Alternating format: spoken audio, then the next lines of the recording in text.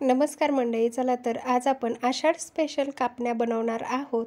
त्यामुळे व्हिडिओ शेवटपर्यंत पहा आणि यामध्ये कुठली पिठं वापरली जातात, किती प्रमाणामध्ये वापरली जातात किंवा याला गुळवणी किती करायचं, हे सर्व माहिती मी तुम्हाला या व्हिडिओमध्ये दिलेली आहे.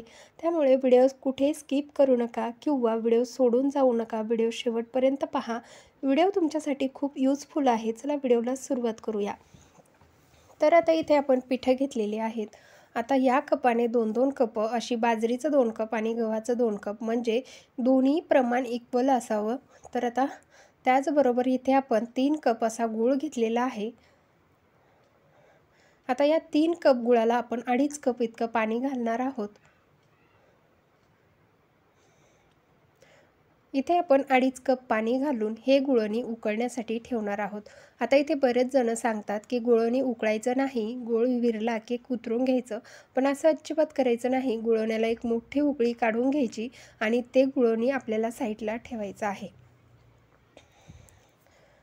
तर आता इथे गूळ पूर्णतः विरघळला, तूपसुद्धा छान विरघळलं. यामध्ये मी साजूक तुपाचे 3 चमचे टाकले, जेणेकरून तुमच्या वातट किंवा कडक अजिबात होणार नाहीत. त्यामुळे अशाच पद्धतीने तुम्ही सुद्धा बनवायचे आहे. यातली एकच स्टेप तुम्हाला स्किप करायची नाही. जर तुम्ही अशा पद्धतीने बनवल्या तर तुमचं कौतुक झाल्याशिवाय राहणार नाही. तर आता पहा, आपल्याला इथे गुळवणी झालं की गाळून घ्यायचं आणि ते थंड होण्यासाठी ठेवायचं आहे.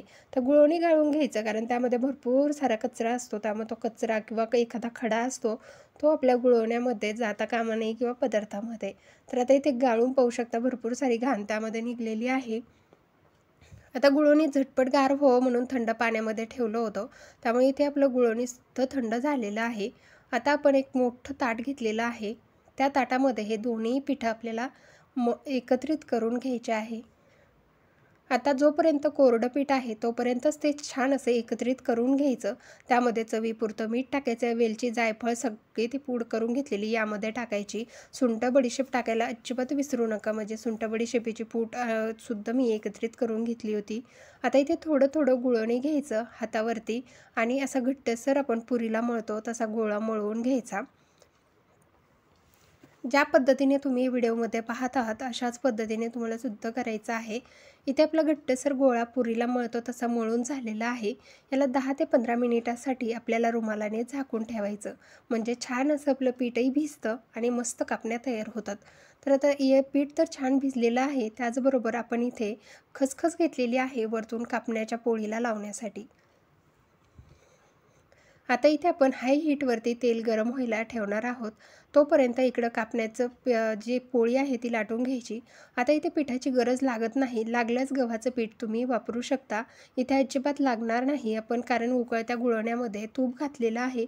त्यामुळे पीठ अजिबात चिटकत नाही. थोडंफार आपण इथे लाटताना थोडंसं गुंड्याला तूप लावून घ्यायचं. मग तर तुमची पोळी चिरटणारही नाही आणि चिकटणारसुद्धा नाही. तर पहा अशा पद्धतीने. आता यामध्ये आपण अर्धं पीठ बाजरीचं घेतलं तर इथे किती आपलं कापण्याचं पीठ चिरटायला पाहिजे, पण अजिबात चिरटत नाही. अगदी आपण चपाती लाटतो तसं सहज मस्त लाटता येऊ राहिलं, कारण तुम्हाला याच पद्धतीने तुम्हाला सर्व साहित्य मेजरमेंट करून घ्यायचं आहे. आणि इथे अशा पद्धतीने आपल्याला पोळी लाटून घेतलेली आहे. त्यावरती अशाच पद्धतीने आपल्याला खसखस जी आहे ती टाकून घ्यायची आणि बेलण्याने पूर्ण लाटून घ्यायची आहे.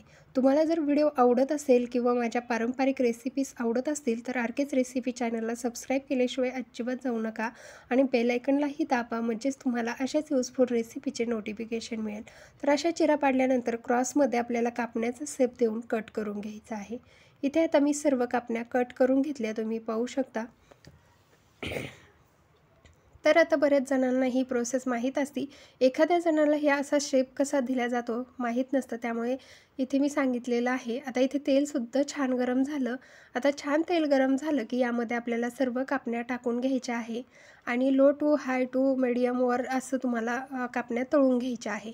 इथे गॅसचं तुमच्या पद्धतीने तुम्ही तुमच्या जर कापण्या थोड्या तेलात अशा खाली वाटलं की तेलातच डुबतायत तर अशा वेळेस तुम्हाला गॅस थोडा मोठा करायचा, बारीक करायचा आणि असं करत करत छान गोल्डन ब्राऊन कलर येईपर्यंत कापण्या तळून घ्यायच्या. म्हणजे तुमच्या कापण्याचं गॅसचं प्रमाण तुमच्यावर याच्यामुळे टाकलं, कारण तुम्ही जर लो टू मीडियम गॅसवरती तळत बसाल तर तुमच्या कापण्या तेलकट होतील एखाद वेळेस. पण अशा पद्धतीने केल्यावर अजिबात होत नाहीत. यामध्ये खायच्या सोड्याचा आपण अजिबात वापर केलेला नाही आणि तो करायचीही गरज पडत नाही. जे काही आपण ट्रिक लावलेली आहे, जे काही आपण गुळवण्यामध्ये तूप टाकलं, तेच आपल्या कापण्या एकदम सॉफ्ट बनवतो. एकदम छान आणि चवीलासुद्धा खूप सुंदर लागतात. आता जर तुम्हाला कुरकुरीत आवडत असतील तर फक्त कापण्या पातळ लाटायच्या आहे. जबरदस्त टेस्ट लागते. तुम्ही नक्की बनवून पहा तशा पद्धतीने सुद्धा. किंवा तुम्हाला पातळ कापणी कशा पद्धतीने बनवली जाते हे जर पाहायचं असेल तर मला ह्या व्हिडिओला कमेंट करा. मी तो सुद्धा व्हिडिओ तुमच्यासाठी घेऊन येईल. तर इथे सर्व कापण्या तळून तयार आहेत. तुम्ही पाहू शकता मस्त अशा तयार झालेल्या आहेत. तर तुम्हाला एक कापणी मी तोडून सुद्धा दाखवली. चवीला सुद्धा भन्नाट झालेल्या आहेत. एक लाईक तो बनताय असं झालेलं आहे. पण मस्त झाल्यात. आता आवडणं तुमच्यावरती आहे किंवा तुम्हाला रेसिपी किती यूजफुल वाटली हे पण तुमच्यावर आहे. जर थोडीही यूजफुल वाटली असेल तर व्हिडिओला लाईक, शेअर आणि सबस्क्राईब करायला विसरू नका. धन्यवाद.